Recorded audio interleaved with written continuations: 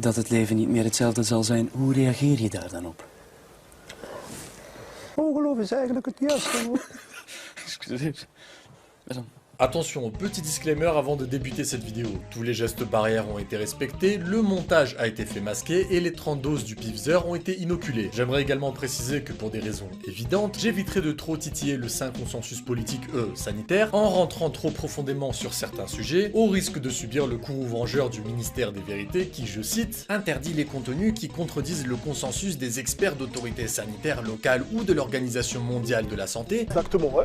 Au sujet de la picouse contre le rhume 19. T'es bien renseigné, toi. L'apaisement, toujours, doit primer sur l'affrontement. Les non-vaccinés, dit-il, j'ai très envie de les emmerder. Alors, depuis 2 ans, des millions de Français espèrent naïvement retrouver leur vie d'avant. On leur a promis de les laisser regarder le dernier Spider-Man, si et seulement si, ils se mettaient à vivre en position assise avec un placement prédéfini digne d'une stratégie bûcheron-ballon. Comment faire la fête? On va vous montrer avec Emma Arnaud. Venez, vous avez d'un côté les invités, ils sont là assis. Ils restent à leur place et ils dansent à leur place. Ils n'ont pas le droit de bouger. Tu dois rester à ta place. Reste à ta place là, reste à ta place là. Viens pas dans ma zone, reste dans ta zone. Ici c'est ma zone. Les golems se sont donc mis en marche avec pour espoir de retrouver leur liberté grâce à 1 ou 2 picousses dans le deltoïde. Et pour les plus réfractaires, il aura fallu d'un seul petit coup de pression pour faire coter en bourse Doctolib. Évidemment par souci de santé et non pas pour qu'on leur donne l'autorisation d'aller boire leur pinte de fils de pute en happy hour, qu'ils consommeront sous la pluie tout contents d'avoir un simulacre de vie normale. J'ai bu mon café en terrasse. Pourquoi? Eh bien c'est très simple, parce qu'un groupe d'oligarques leur a promis de leur rendre un peu de liberté s'ils acceptaient de céder la leur entièrement. Sans compter les dégâts collatéraux de ceux qui ont été menacés de licenciement s'ils ne prenaient pas part au grand projet. Oh my god. Non content d'avoir eu une gestion désastreuse de cette crise, le gouvernement a préféré accuser des millions de Français d'être responsables de leurs échecs. Qui emmerde la vie de qui aujourd'hui? Tout en les prenant pour des débiles mentaux. La consommation dans les bars et cafés ne pourra plus se faire seulement debout, mais seulement de manière assise. En mentant sans vergogne. On va pas demander aux Français un pass sanitaire pour aller boire un café en bas de chez soi, a fortiori en terrasse. Et en les menaçant de pourrir leur vie, même après avoir picousé plus de 90% de la population. Quand on sera à 90-95% être vacciné, au lieu d'avoir 20 000 cas par jour, on en aura 500 ou 300, et donc il n'y aura plus l'impact sanitaire qu'on connaît.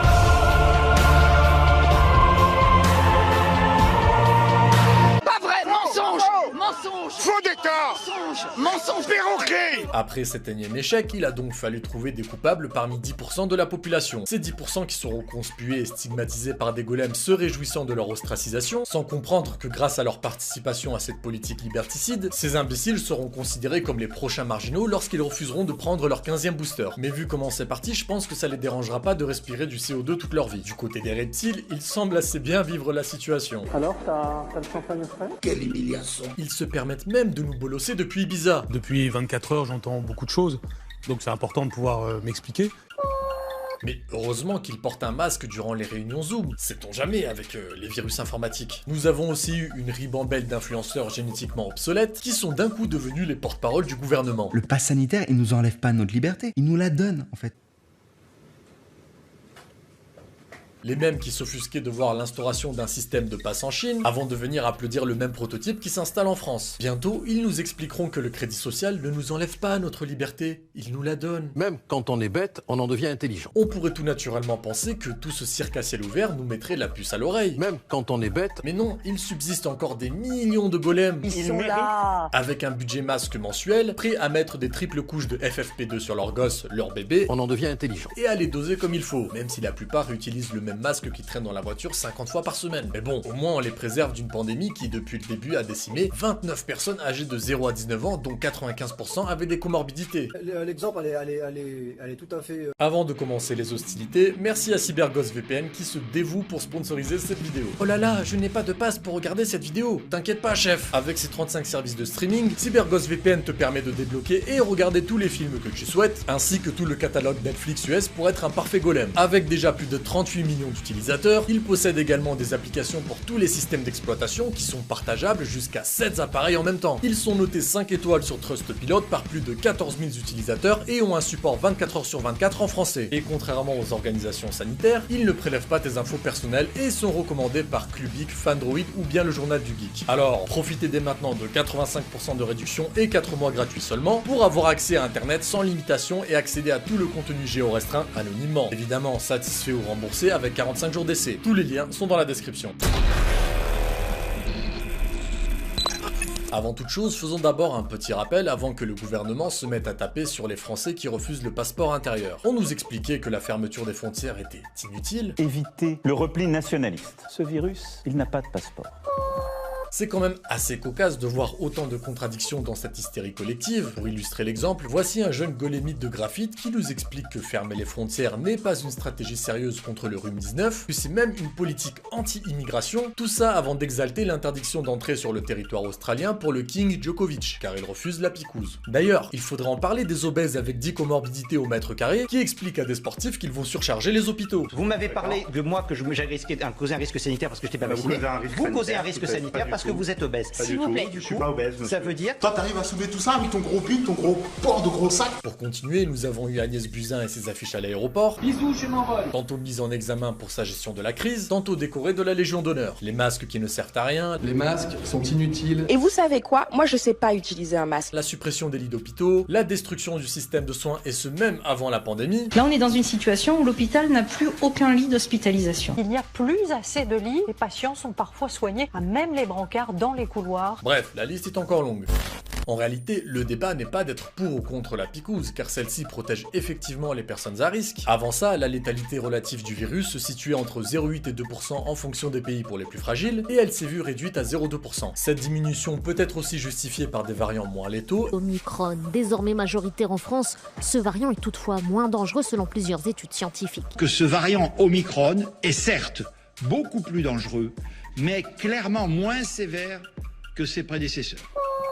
Et une meilleure prise en charge des patients, ce qui n'était pas le cas lors de la première vague qui était bien plus meurtrière. Mais au regard des études actuelles, la picouse n'empêche pas la contamination, mais la réduise, contrairement à ce que disent les énergumènes qui nous gouvernent. Les personnes qui ont 2 doses, elles n'ont plus de chance d'attraper la maladie. Par contre, ce qui est sûr, c'est qu'elle protège des formes graves. En revanche, je me questionne en tout bien tout honneur sur les statistiques d'hospitalisation et de décès, sachant que même le Premier ministre du Québec nous préconise d'utiliser la surmortalité pour faire les comptes. Maintenant, pour comprendre à quel point ce passe de la honte est obsolète, que ce soit en France ou bien dans d'autres pays, il faut encore se pencher sur les statistiques actuelles. Comme je l'ai déjà dit, le vaccin protège en effet des formes graves, mais ce qui va surtout nous intéresser, c'est qui meurt du rhume-19 et à quelle proportion. En reprenant les statistiques de l'INED, on se rend compte que le nombre de décès sans comorbidité est extrêmement faible, d'autant plus chez les moins de 60 ans, ce qui fait que les plus touchés sont les électeurs de La République En Marche. On veut des vaccins. On veut des vaccins. On veut pas mourir. Et comme on a pu le voir de par la picousation des personnes à risque, le taux de létalité du rhume-19 a grandement diminué. On peut alors se demander, sans jamais remettre en cause la Sainte Aiguille parce qu'elle est évidemment essentielle à tout être humain sur cette terre, quelle est la balance bénéfice-risque de généraliser la picouse chez les personnes en bonne santé? Je pense que c'est un acte solidaire que tout le monde devrait faire pour mieux s'en sortir. Bon après la preuve, j'ai 3 doses, je suis quand même covidée, mais je pense que c'est important que tout le monde le fasse.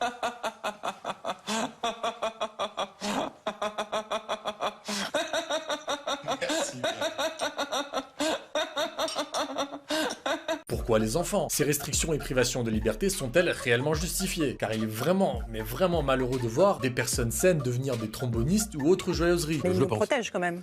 De quoi? Il ne nous protège pas? De quoi? De l'ennemi?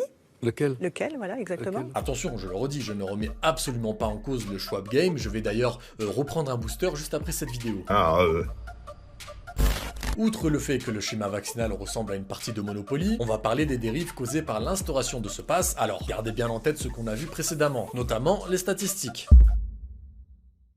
On assiste actuellement à une hystérie collective à l'échelle mondiale. Pour preuve, même les micros portent des masques. Tu t'es brossé les dents? Des études sponsorisées par Matignon affirment que les micros peuvent être aussi cas contact. En Australie par exemple, la police contrôle les gobelets des gens pour s'assurer qu'ils boivent réellement pour justifier le non-port du masque. C'est-à-dire qu'on est arrivé à un stade où on va contrôler la contenance de ta canette Monster au cas où que tu sois un terroriste sanitaire, comme cette dame qui se fait embarquer pour non-présentation de ses documents. Cherchez pas plus loin, vous avez l'expérience de 1000 grammes sous les yeux. Même quand on est bête. Au Québec, les non-picousés seront taxés car considérés comme un fardeau financier. Du coup, où se situe la limite? Faut-il taxer les obèses? Je suis pas obèse, monsieur. Ça veut dire les fumeurs, les alcooliques. Encore au Québec, un père non picousé perd temporairement la garde de son enfant. Justin Trudeau nous explique que ne pas être d'accord avec la politique sanitaire actuelle, c'est être un raciste, homophobe et misogyne. Qui croient pas dans la science, qui sont souvent misogynes, souvent racistes aussi.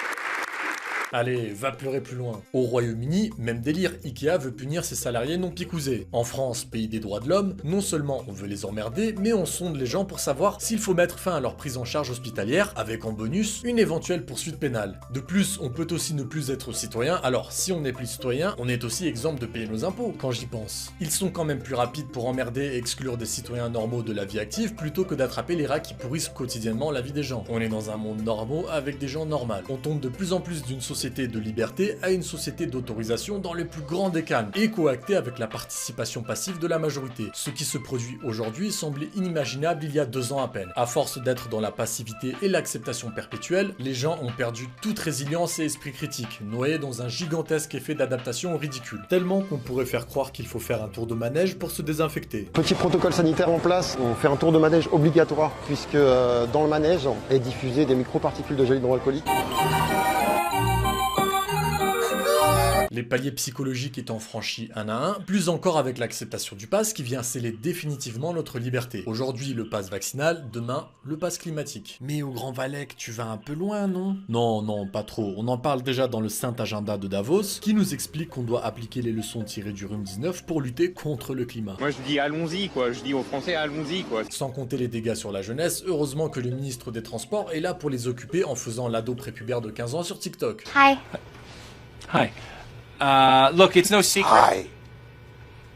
Hello? T'as 40 ans ou là 50 ans? Et vu qu'une partie de la population semble porter avec joie ce projet avec leurs mains d'argile, préparez-vous à subir la vindicte populaire si vous n'acquiescez pas le 5 grand plan, alors je ne le redirai jamais assez.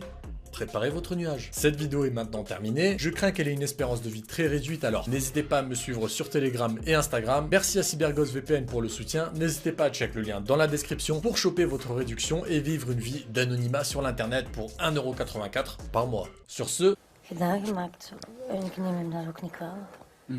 Plus het feit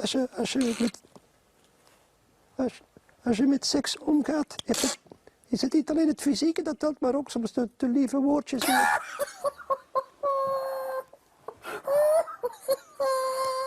Okay.